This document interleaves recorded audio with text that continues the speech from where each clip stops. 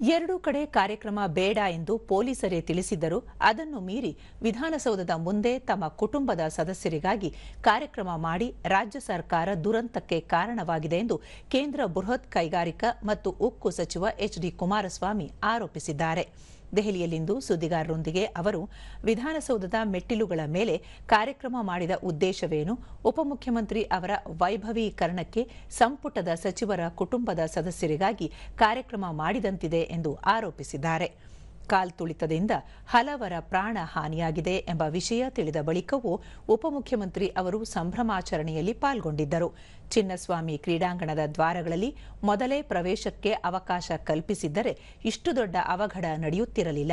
ಗೃಹ ಸಚಿವರು ನೆಪ ಮಾತ್ರಕ್ಕೆ ಎನ್ನುವಂತಿದ್ದಾರೆ. ಮ್ಯಾಜಿಸ್ಟ್ರೇಟ್ ತನಿಖೆಗಿಂತಲೂ ನ್ಯಾಯಾಂಗ ತನಿಖೆ ನಡೆಸಬೇಕು ಎಂದು ಆಗ್ರಹಿಸಿದ್ದಾರೆ.